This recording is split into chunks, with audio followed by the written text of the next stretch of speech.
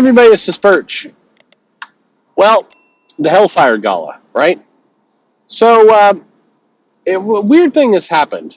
So, I had four different people reach out and give me the special Hellfire Gala issue um, before it was released. Now, in the interest of spoilers, this video will be released after this issue goes out into the market and it's on the stands.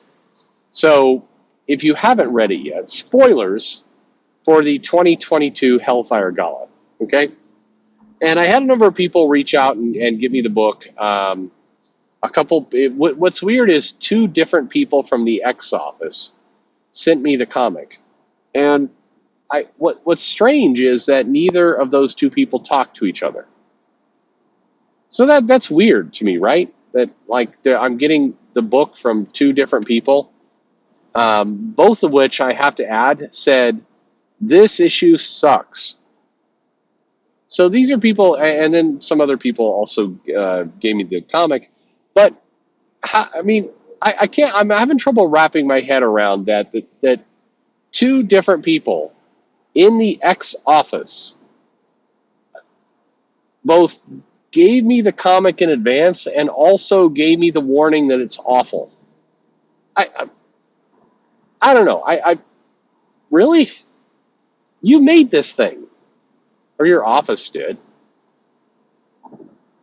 I really, you just think it sucks, huh? Okay, okay. Now, in fairness, that was an accurate statement. It sucked. I don't know where to go with the X-Men right now. So, okay, you've gotten enough warning. If you're worried about spoilers, you should have clicked away by now. But anyway, here you are.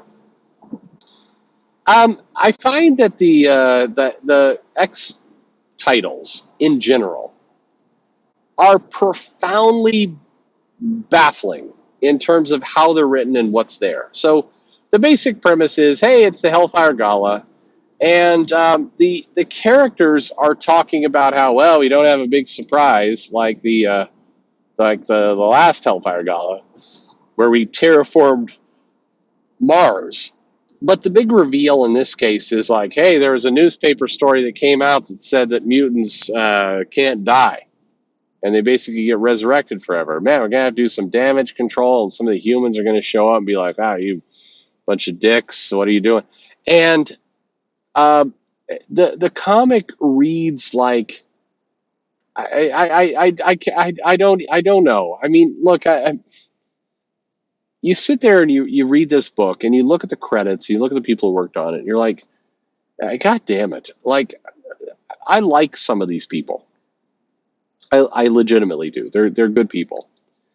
And it's like, seeing your name on this piece of shit, I can't, I don't even know what to do anymore. Because you're a good person. How did this abortion get birthed from your office? I mean, how? How did we get here? God, every now and then I think about I hear people every now and then reach out and they go, hey, Perch, we were listening to your show and I'm just getting into comics. And I had this one guy who's like, I haven't really read many comics. I've read mostly DC, and then I read a bunch of manga, but I hear you talking about Chris Claremont and the X-Men. And I got to try it. So where do I begin?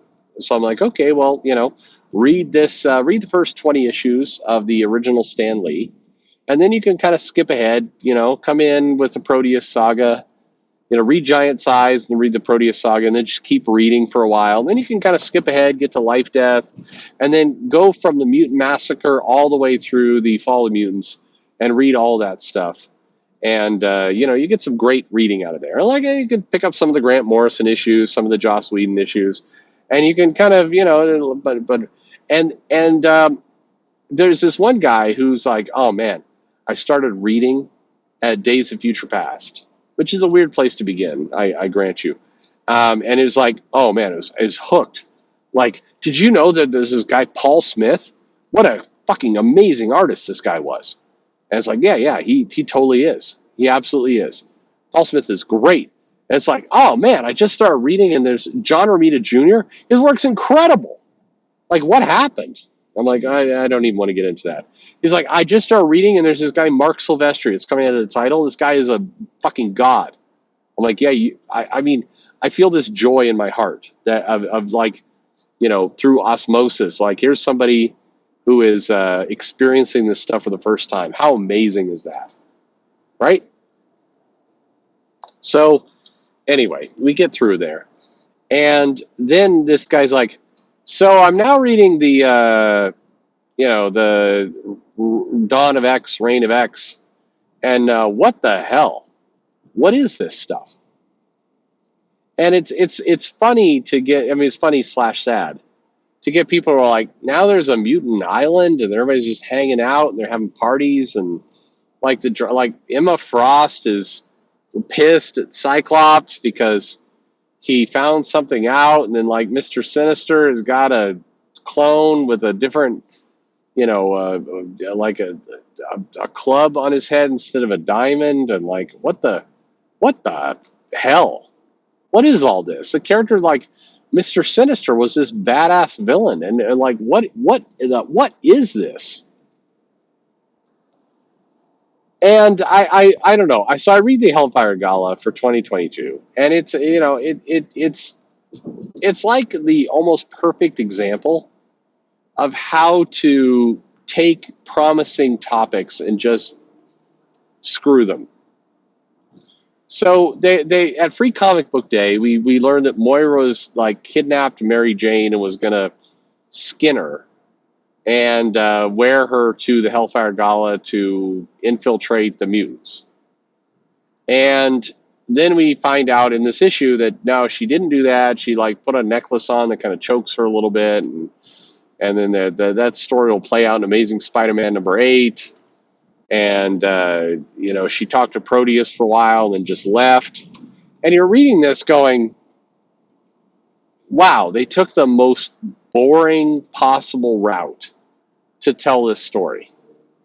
They set this stuff up, which wasn't interesting to begin with, and they somehow found a way to do the least amount of work possible in this story. Oh, Cyclops doesn't completely trust the Quiet Council because Xavier and Magneto may be doing something dodgy, and he's going to talk to the White Queen, and then she's going to work with Destiny. Like, you're reading all this, and you're like, God, I don't care. What's weird about the Hellfire Gala is that they had little bits of plot with Captain America and Iron Man. And Captain America and Iron Man are both kind of in the comic going, well, you guys are a bunch of douchebags, but here's this is in a weird way, the non-mutant characters are kind of the cipher or the the avatar for the reader who's wandering around the comic going, what is even going on here? This all seems really stupid. Tony Stark's character in particular in this comic is like, well, you guys are a bunch of jackasses. This is all weird and wrong. And he has this line in the comic like, I'm not coming to the Hellfire Gala next year. I'm not coming because this thing is dumb. And you can kind of, hear almost all the readers of this comic going, yeah, me either. I'm not showing up for this thing a third time. No, this is stupid. And as long as I'm on the topic, look, I mean, I'm sure the art team is pouring their heart out to this, but can we stop doing the penciler and inker all in digital? Because the work at times looks like ass. It's scratchy, it's bad, and again, the people are better than this. The writer, Gary Duggan, the artist, they're good, talented people who should not be wasted on this dumb shit. And it is dumb. Make no mistake about it. You pick up this issue, here's what happened. There's a party, Moira's there, Dr. Doom was there, there's a bunch of random celebrities that show up who nobody cares. Nobody, they make a big deal of like, well, Jean Grey has a, free card to like fuck Ham at some point because he's incredibly hot, and Emma Frost is also after him, and I'm like, ugh, stop, just stop. There's even a sequence in this comic where one of the mutants is like, oh man, when I use my power too much, I get old. It's like, oh man, if only a major part to this comic wasn't that you could basically die and get reborn any age you want, whenever you want. Who cares? Like that's where it's at. And they're kind of teasing that, oh my god, in the future, the five, the characters that are able to basically resurrect the mutants. What if in the future there's a threat and they weren't ever able to resurrect the mutants again? Unfortunately, as a plot device, that's a terrible answer. It's a terrible, mystery to uncover, because what's going to happen is nothing. These characters are all valuable IP. You've let the elephant in the room is you're not killing these characters no matter what you do. So if you suddenly kill off the five and you can't resurrect mutants anymore, what's going to happen? A bunch of no-name mutants are going to get murdered to prove that, oh my god, now characters are going to get killed. But you think Storm, Cyclops, these characters are going to die? Even if they die, they're going to be back in a year or two. Like you've ruined the magic trick. It's kind of like going to a magician, and the magician shows you at the beginning how all the magic tricks work, and then proceeds to do the same magic tricks. And you're sitting there going, but you showed me how this all turns out. There's now you want me to sit here and gasp and applaud, but you showed me that's all a scam. That's where the X-Men are right now. It's baffling. I mean, like, look. By the way, I'm talking about this as a lifelong X-Men fan. This is garbage. This has taken it to a place where no good comes of this. And I mean, look, if you're enjoying the X-Men, good for you. I don't think less of you. I don't think you're dumb. I mean, you found a way to enjoy this somehow. Good on you. But based on the sales numbers, this thing is bleeding audience. It's not successful. So where is this going? I mean, bear in mind when you're hearing my voice, I'm not losing my mind like I did with Iron Man 2020. Dan Slott, he managed to tip me into the very kind of nether world of insanity with that pile of garbage storyline. What's going on right now with the Hellfire Gala and the X-Men and all this kind of stuff, it's not it's not offensively bad. It's just boringly bad. It's just bad writing. You look at this and you go, well, clearly nobody is inspired to do their best work. It's just there. It's just that we're just killing time at this point. Do you realize, and I say this to the X office, and in particular the two people in the X office who sent the comic who said, yeah, this is garbage. You made this thing. You made it. You don't get to say it's garbage. I mean, you can say whatever you can, but I mean, you're responsible for this.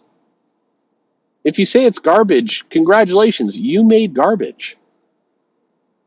But do you realize that a big percentage of the people buying this comic and reading it are pretty much just waiting patiently for everything to get rebooted and start fresh? A high number of people are there. The collectors, certainly they're collecting this stuff. They've given up. I was in a comic book shop over the weekend, and there was a couple of X-Men fans. They're like, yeah, I don't want to break my run, said the first collector. But I hope they can, reboot this thing pretty quickly, because I don't know how much, I can't do this for another 6 months. It's like the guy's like, I'm not even reading the comics anymore. I just put them directly into a bag, put them into the box. I have no idea what's going on in the X-Men. I don't care. Let me know when shit happens. State of the X-Men in 2022. Yikes. Anyway. And by the way, what was it with Firestar? So in this comic, suddenly people they're like, oh shit, we should suddenly promote Firestar. And what's sad about this entire thing is that the new X-Men team will have both Iceman and Firestar, and I strongly believe that the writer is just like the entire goal of putting Firestar and Iceman on the same team is so that they can make a joke about the Spider-Man cartoon with Iceman and his amazing friends. They're just like, this entire thing is a setup for a joke about that cartoon. Anyway, sorry for thanks for letting me vent, but what the fuck? Thanks for listening.